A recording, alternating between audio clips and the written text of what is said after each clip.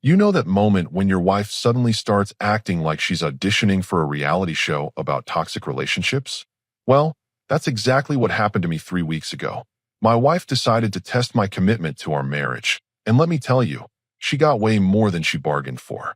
It started on a Wednesday evening. I came home from work, ready to relax, when she hit me with the first curveball. "I don't think you appreciate me enough," she announced, standing in the kitchen with her arms crossed like she was delivering some profound revelation. No hello, no how was your day, just straight to the accusation. I looked at her, genuinely confused. "What do you mean? Did something happen today? See? That's exactly what I'm talking about. You don't even know what you did wrong."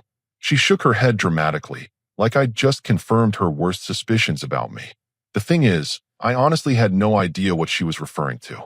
We'd been married for 4 years, and sure, we had our ups and downs like any couple, but nothing major had happened recently. I tried to think back through the week. Had I forgotten something? Missed an important date? Left the toilet seat up? "Look, if I did something to upset you, just tell me what it was. We can talk about it like adults." But she wasn't interested in talking like adults. Instead, she launched into this whole speech about how I take her for granted, how I don't show enough affection, how I'm not romantic enough. It was like she'd been storing up complaints for months and decided to unleash them all at once. The weird part was how rehearsed it all sounded, like she'd practiced this conversation in front of a mirror. But I figured maybe she'd just been thinking about these things for a while and finally worked up the courage to say something. So I did what any reasonable husband would do. I listened, I acknowledged her concerns, and I promised to be more attentive. We even had a nice dinner together that night, and I thought we'd work things out. Boy, was I wrong. The next day, she came at me with a completely different angle. This time it was about how I don't include her in my decisions enough. Apparently, me choosing to grab coffee with a coworker during lunch was a major betrayal of trust. "You never ask what I think about anything," she said, pacing around the living room like a lawyer making her closing argument. "You just do whatever you want without considering how it affects me." I pointed out that grabbing coffee with someone I work with hardly seemed like the kind of decision that required a family meeting, but she wasn't having it. According to her, it was symptomatic of a larger pattern of disrespect. This went on for days. Every little thing I did was suddenly evidence of my lack of commitment. I held the door open for another woman at the grocery store. Clearly, I was more considerate to strangers than to my own wife. I watched a game on TV for 2 hours on Sunday. Obviously, sports were more important to me than spending quality time with her. The strangest part was how she'd bring up these issues. It wasn't natural conversation. She'd walk into a room, take a deep breath like she was preparing for battle, and then launch into whatever complaint she'd prepared for that day. And they were always framed the same way, as tests of my commitment to the relationship. But the real kicker came on Friday night. We were at dinner with another couple, and she decided to put on a show. Right there in the middle of the restaurant, she started questioning whether I really loved her. "I mean, how can I be sure?" she said loudly enough for other tables to hear. Actions speak louder than words, right? And lately, his actions have been pretty questionable. I felt my jaw tighten. This wasn't about having a conversation anymore. This was about humiliating me in public. The other couple looked uncomfortable, shifting in their seats and studying their menus like they contained the secrets of the universe. "We can discuss this at home," I said quietly, trying to maintain some dignity for both of us. "No, I think we should discuss it now. I want to know, right here, right now, what you're willing to do to prove you're committed to this marriage." That's when it hit me. This wasn't my wife talking. This sounded like dialogue from one of those relationship advice blogs that promised to teach women how to train their husbands. The phrasing, the dramatic timing, the public setting, it all felt so calculated. I looked across the table at her, really looked at her, and saw something I'd never seen before. She was nervous. Not upset, not hurt, but nervous. Like she was following a script and wasn't sure if she was getting the lines right. "What exactly do you want me to prove?" I asked calmly. She blinked, clearly not expecting me to turn the question back on her. I want you to show me that I'm a priority in your life." "And how would I do that?" Another pause. She glanced around the restaurant, as if looking for cue cards. "You should just know." That's when I realized my wife was being coached. Someone had put these ideas in her head, taught her these phrases, convinced her that our perfectly functional marriage was somehow broken and needed fixing. The question was, who? I smiled and nodded. "You're absolutely right. I should know exactly what you need from me. I raised my glass. Here's to figuring it out together. She looked confused by my response, like she'd expected me to either grovel for forgiveness or get angry and storm out. But I wasn't going to give her either reaction. If someone was teaching my wife how to play games with our marriage, then it was time for me to learn the rules of this new game we were apparently playing. And trust me, I've always been a quick learner. Finding out who was behind my wife's sudden transformation into a relationship drill sergeant turned out to be easier than I expected. Sometimes the universe has a sense of humor about these things. I was grabbing lunch at the deli near my office when I ran into Dave, a guy I'd known since college who happened to be married to one of my wife's closest friends. We'd always gotten along well, and he seemed like he needed someone to talk to. "Man, you look like someone stole your lunch money," I said, sliding into the booth across from him. Dave laughed, but it wasn't a happy sound. "You could say that. My wife's been on this weird kick lately, testing me constantly, acting like our marriage is some kind of obstacle course I need to navigate perfectly or I fail as a husband." I nearly choked on my sandwich. "Testing you how?" "Oh, you know the drill. Setting up scenarios to see how I'll react, making unreasonable demands to see if I'll comply, questioning my commitment over every little thing." He shook his head. "Last week she got mad because I didn't immediately drop everything to help her reorganize the closet. Apparently, that proved I don't prioritize her needs. The coincidence was too obvious to ignore. Let me guess, this all started recently? Like, within the last month?" "Actually, yeah. How did you?" His eyes widened. "Don't tell me your wife is doing this too." I nodded grimly. "Same playbook, different player." Dave leaned forward, lowering his voice. "Dude, I think I know what's happening. My wife's been spending a lot of time with her book club lately, but they're not reading novels anymore. They're all obsessed with this relationship guru who writes about how women need to test their men to ensure they're truly committed." "What kind of tests?" "All kinds of crazy stuff. Making unreasonable demands to see if you'll comply, creating conflict to see how you handle it, questioning your love publicly to see if you'll fight for the relationship." He counted them off on his fingers.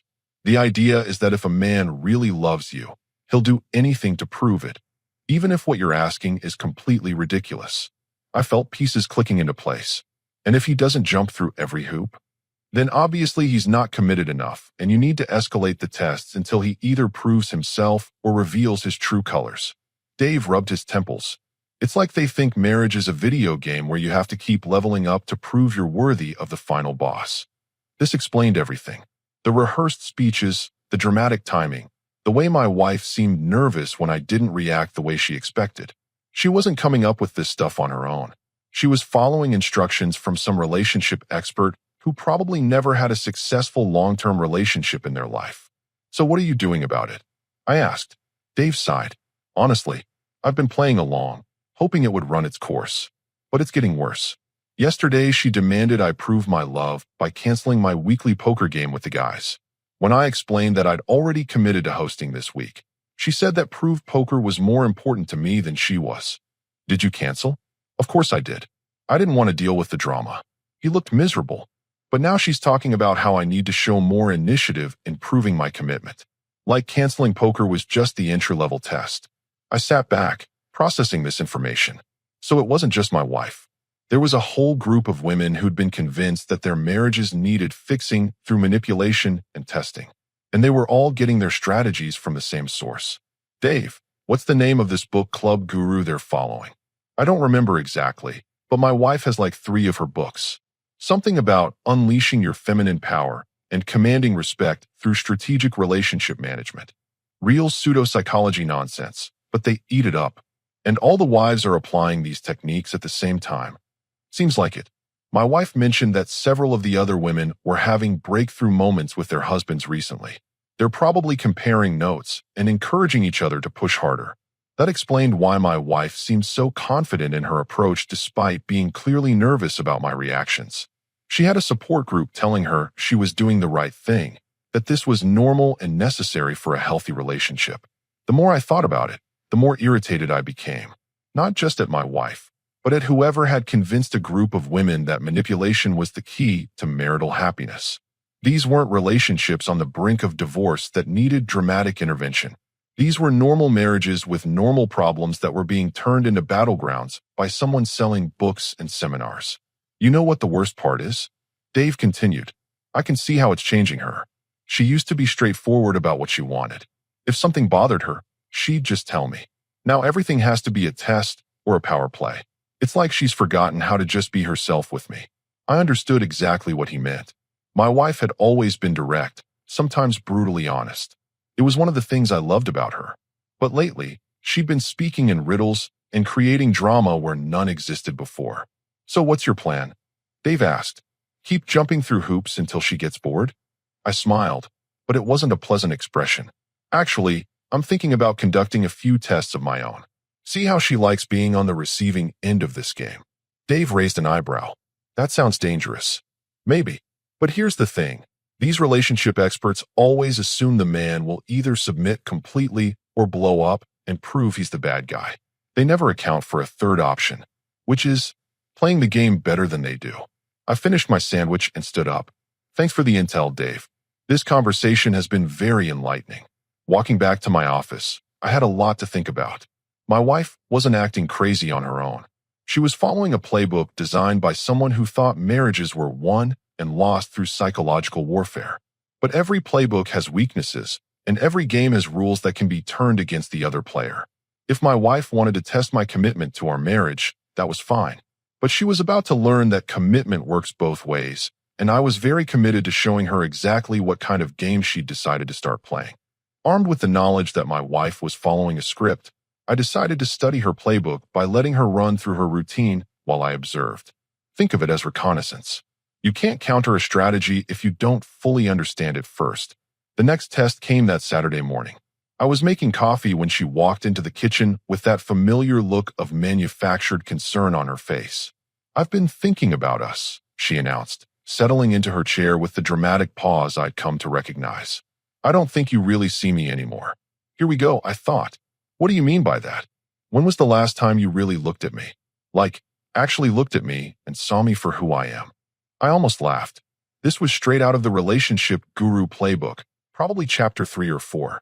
The "you don't really see me" test was designed to make the man feel guilty and scramble to prove how much attention he paid to his wife.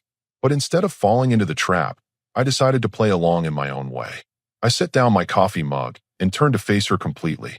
Then I really looked at her, studying every detail like I was memorizing her face for a police sketch. I took my time, letting the silence stretch until she started shifting uncomfortably. You're wearing the blue sweater you bought 3 months ago, but never wore because you thought it made your shoulders look too broad, even though I told you it looked great. Your hair is slightly different today. You used that volumizing mousse you only break out when you're planning to go somewhere special, which means you're probably meeting the book club later. You have a small coffee stain on your left sleeve that you haven't noticed yet, and you're wearing your grandmother's ring, which you only wear when you're feeling sentimental or nervous about something. She blinked, clearly not expecting such a detailed response. The script probably told her I'd either dismiss her concerns or make some generic comment about how beautiful she was. Oh, she said, touching the coffee stain unconsciously. I didn't realize you paid attention to those kinds of details. I notice everything about you, I said simply. I just don't usually provide a running commentary.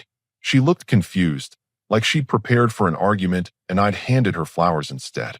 But I could see her regrouping, probably moving to the next item on her list. Sure enough, later that afternoon she tried a different approach. I was watching a basketball game when she came and sat beside me on the couch. I need to talk to you about something important, she said, using the tone that usually made me reach for the remote to pause the game. This time, I didn't move. I kept watching the screen and said, I'm listening. You're not listening, you're watching TV. I can do both. What did you want to talk about? She huffed, clearly frustrated that I wasn't following the expected script. This is exactly what I mean. You're not giving me your full attention. How can we have a meaningful conversation when you're distracted? I finally looked at her, but kept the sound on. You haven't actually started a conversation yet. You've made announcements about wanting to have a conversation. When you're ready to tell me what's on your mind, I'll be here. But the TV will still be on because this isn't actually about the TV, is it? I smiled at her. You're testing whether I'll immediately drop everything the moment you express a need, regardless of whether it's actually urgent or important. And I'm showing you that I can prioritize appropriately when you communicate clearly. Her mouth opened and closed like a fish out of water. Another script failure. The real test came on Monday evening. She'd clearly spent the day preparing for this one because she had props and everything. I walked into the house to find her phone sitting on the kitchen counter, screen up, with text messages visible. "I need to show you something," she said, her voice tight with fake emotion. "Look at these messages." I glanced at the phone. The messages were from some guy with a generic name, telling her how beautiful she was and how lucky her husband was to have her. Pretty standard fake jealousy bait. According to the playbook, I was supposed to either get angry and demand to know who this guy was, or get insecure and start promising to be a better husband. Either reaction would prove that I was threatened and therefore truly cared. Instead, I picked up the phone and scrolled through the conversation. It was obviously fake, the kind of thing you could create in about 5 minutes with a burner number or a friend playing along. "Interesting," I said, handing the phone back to her. "This person has terrible grammar. That's all you have to say? What would you like me to say? Aren't you upset? Aren't you going to ask who this is?" I leaned against the counter, genuinely curious about her answer. "Should I be upset? Do you want me to be jealous of someone sending you compliments?" She stared at me like I'd just spoken in a foreign language. Any normal husband would be concerned about another man texting his wife. Any insecure husband would be concerned. I corrected. "I'm secure enough in our relationship to know that if you wanted to be with someone else, you wouldn't need to show me text messages to make it happen. You'd just leave." "But what if I was tempted? What if I was considering it?" "Then that would be your choice to make," I said calmly. "I can't control what you do or who you talk to. I can only control how I respond to it." This was clearly not going according to plan. She'd expected jealousy, possessiveness, maybe even a fight that would end with me begging her to choose me. Instead, I'd given her complete freedom to make her own choices, which somehow made the whole exercise pointless. "You don't care if I leave you?" she asked, and for the first time in weeks, I heard a hint of genuine emotion in her voice. "I'd care very much," I said honestly, "but not enough to play games to prevent it. If you want to be here, you'll be here. If you don't, then trying to manipulate you into staying wouldn't give me the relationship I actually want anyway." She was quiet for a long moment, staring at the phone in her hands. I could practically see the gears turning as she tried to figure out how to salvage this test. "Maybe I should just delete these messages," she said finally. "Do whatever feels right to you," I replied. "I'm going to start dinner." As I pulled ingredients from the refrigerator, I could feel her watching me, probably wondering why none of her carefully planned scenarios were having the desired effect. The truth was, I was enjoying this more than I probably should have. Every failed test was proof that I understood the game better than she did. But the real fun was just getting started. She'd shown me her playbook, and now it was time to show her mine. By Tuesday, I could tell my wife was getting frustrated. Her tests weren't producing the dramatic reactions she'd been promised, and she was starting to improvise. That's when people make mistakes, and mistakes create opportunities. She tried a new approach at breakfast, going for the direct emotional manipulation route. "I feel like we're growing apart," she announced over her cereal. "We used to be so connected, and now it feels like we're just roommates." I nodded thoughtfully. "That's an interesting observation. What do you think changed?" "I don't know," she said, clearly expecting me to take responsibility for fixing whatever problem she was about to invent. "I just feel like you don't really know me anymore." I said, pretending to consider this seriously. "You might be right. When did you start feeling this way?" "Recently," she said vaguely. "How recently?" "Last week. Last month. Can you pinpoint when this feeling started?" She shifted uncomfortably. The script probably didn't include specific timelines. "I guess, maybe a few weeks ago." "Interesting. That's right around the time you started acting completely different." I took a sip of my coffee and watched her process that.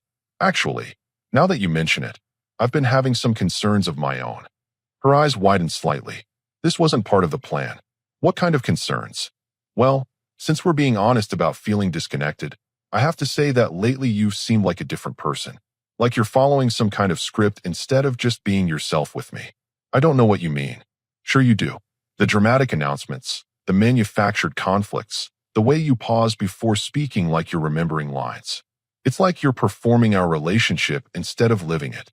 She opened her mouth to protest, but I wasn't finished. "And here's what really concerns me about that. The woman I married was confident enough to tell me exactly what she wanted. She didn't need to create elaborate scenarios or play psychological games. She trusted me enough to be direct. I leaned forward slightly. So I have to ask myself, what happened to that woman? And why doesn't she trust me anymore? I do trust you, she said quickly. Do you? Because testing someone constantly is the opposite of trust. It's like checking your bank balance every 5 minutes because you don't believe the money is really there. She was quiet for a moment, probably trying to figure out how to regain control of the conversation. But I had momentum now. Actually, since we're talking about trust, I've been wondering about something else. Where are you getting these ideas about testing relationships? Because they're definitely not coming from you. Her face went pale. What do you mean? Come on. 3 weeks ago, you never questioned my commitment. We had normal conversations about normal things. Then suddenly you're conducting elaborate experiments to measure my devotion? That's not personal growth. That's outside influence. I've just been doing some reading. About relationship testing strategies? That's very specific reading material. I smiled, but there was no warmth in it. What I find interesting is that you're so concerned about whether I'm committed to this marriage, but you're taking relationship advice from people who don't even know us.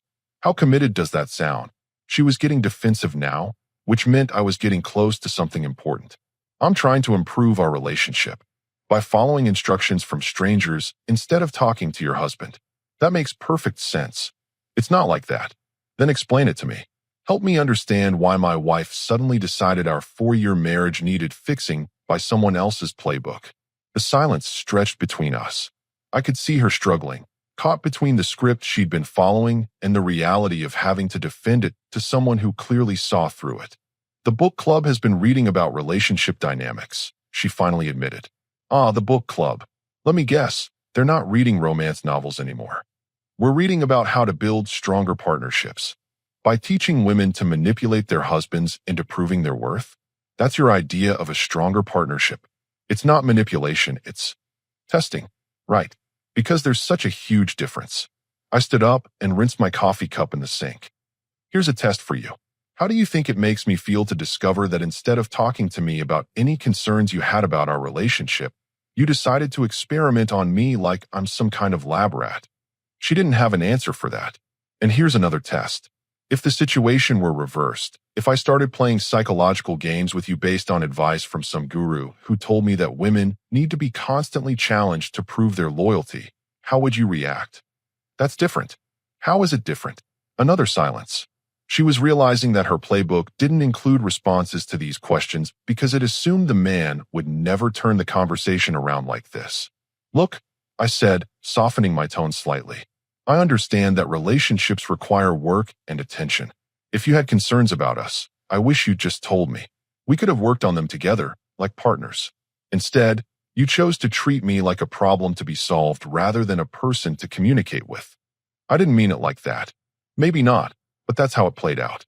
And now I'm wondering what else you're willing to manipulate instead of discuss. It makes me question whether the woman I'm married to is the real you, or just another performance. I could see tears forming in her eyes, but for the first time in weeks, they looked genuine rather than strategic. I just wanted to make sure you really wanted to be with me, she whispered. And you thought the best way to do that was to make our relationship into a competition I didn't know I was playing? I shook my head. The irony is that all these tests designed to prove my commitment have actually made me question yours. She looked up at me, startled. Because the woman I married wouldn't need to play games to feel secure in our relationship. She'd know her worth and trust that I saw it too. So either you've changed, or you never trusted me in the first place. Either way, we have a much bigger problem than whether I bring you flowers often enough. I left her sitting at the kitchen table, probably trying to figure out how a simple relationship test had turned into an examination of her own behavior. But that's what happens when you bring strategy to an authentic relationship. Eventually, someone calls your bluff. That evening, my wife tried to smooth things over with what I can only describe as damage control. She came home with takeout from my favorite restaurant and that apologetic smile that used to work like magic on me. I thought we could have a nice dinner and talk, she said, setting the bags on the counter. Talk about what? I asked, not moving from where I sat reading. About this morning. I think there was a misunderstanding. I marked my page and looked at her. What kind of misunderstanding? Well, you seemed to think I was trying to manipulate you, but that wasn't my intention at all. There it was. The classic non-apology wrapped in victim language. She wasn't sorry for what she'd done. She was sorry I'd interpreted it correctly. So what was your intention? I was just trying to strengthen our relationship. The books explain that couples need to challenge each other to grow. The books. I set down my reading and gave her my full attention. Let's talk about these books for a minute. How many relationship experts are you currently following? She hesitated. A few. Names. Why does that matter? Because I want to understand who's been coaching my wife to treat me like an adversary instead of a partner. She rattled off 3 names, none of which I recognized, but all of which sounded like they belonged on late-night infomercials promising to unlock the secrets of love for 3 easy payments of $19.99. And what exactly do these experts say about trust in marriage? They say that trust has to be earned continuously, by testing your spouse without their knowledge or consent, by making sure your needs are being met and your value is recognized. I stood up and walked to the kitchen counter, but I didn't touch the food she'd brought. Here's what's going to happen, I said calmly. We're going to establish some new ground rules for our relationship, starting right now. Her eyes narrowed slightly. What kind of ground rules? First, no more tests. If you have a concern about our marriage, you bring it directly to me. We discuss it like adults and work on solutions together. The era of psychological experiments is over. You can't just dictate. Second, I continued, ignoring her interruption, you're going to take a break from your relationship gurus. All of them. For at least 3 months. That's ridiculous. You can't control what I read. You're right. I can't control what you read. But I can control how I respond to the consequences of what you read. And if you continue following advice that treats me like an opponent instead of a partner, then we'll need to have a much more serious conversation about whether this marriage is working for either of us. She stared at me, probably trying to determine if I was bluffing. Third, we're going to start over with honest communication. That means no more manufactured crises, no more elaborate scenarios designed to provoke specific reactions, and no more treating our relationship like a research project. And if I don't agree to these rules, I smiled, but there was steel behind it. Then you'll discover exactly how committed I am to not being manipulated in my own marriage. What's that supposed to mean? It means that every relationship expert you've been following assumes that the man will either submit to testing or blow up and prove he's the problem. But there's a third option they never account for, which is walking away from someone who would rather play games than build a partnership. The color drained from her face. This clearly wasn't covered in Chapter 7 of whatever manual she'd been following. You're threatening divorce over this? I'm explaining consequences. You've spent weeks testing whether I'm truly committed to this marriage. Well, congratulations. You're about to find out exactly how committed I am to a marriage built on mutual respect instead of psychological warfare. She set down the takeout containers with shaking hands. I never meant for it to go this far, but it did go this far, and now we're both going to live with the results. I leaned against the counter, keeping my voice level. You wanted to know if I'd fight for this relationship? Here's your answer. I'll fight for a real relationship with my actual wife. But I won't fight to stay married to someone who treats me like an experiment. I was trying to make things better. No, you were trying to make me dance to someone else's tune. There's a difference. She was quiet for a long moment, probably processing the fact that her relationship experts hadn't prepared her for a husband who refused to play by their rules. What if I stop reading the books? She asked finally. That's a start, but it's not enough. What else do you want? I want you to understand why this happened in the first place. What made you think our marriage needed fixing by strangers? What made you lose confidence in our ability to work things out together? She looked down at her hands. I don't know. That's not good enough. If you can't figure out what drove you to treat me like this, how do I know you won't do it again the next time someone convinces you that our relationship needs improvement? I won't. Prove it. She looked up at me sharply. How? Figure out what made you vulnerable to this kind of advice in the first place. Go to counseling if you need to. But don't ask me to trust that this won't happen again until you understand why it happened at all. And in the meantime, we try to rebuild what you tore down with your testing. But we do it as equals, not as trainer and subject. She nodded slowly, tears starting to form in her eyes again. But this time I could tell they were tears of realization rather than manipulation. I really messed this up, didn't I? Yeah, you did.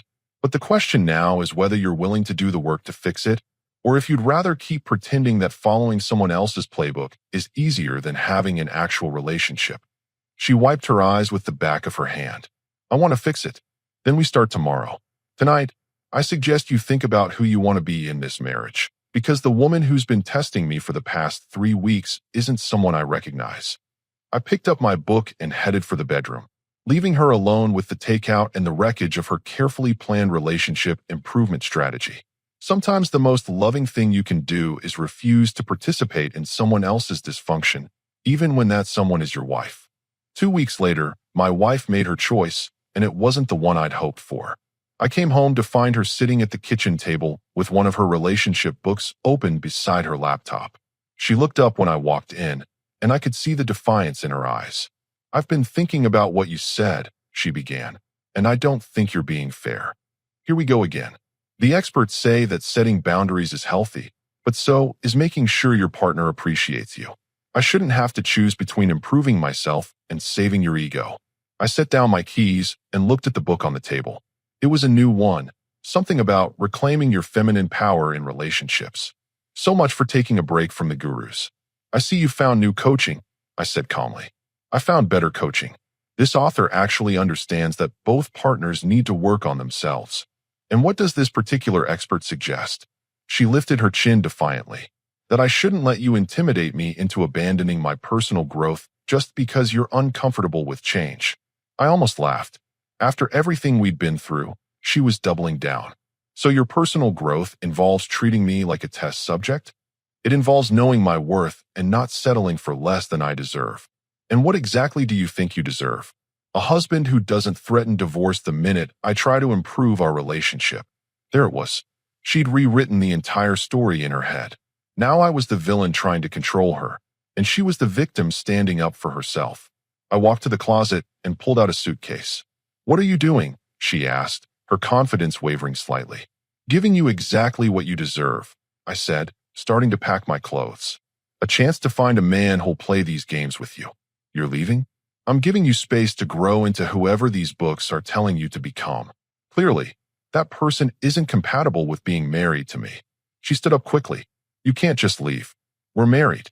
Marriage is a partnership, not a research project. You've made it clear which one you prefer. I wasn't trying to hurt you, but you did hurt me.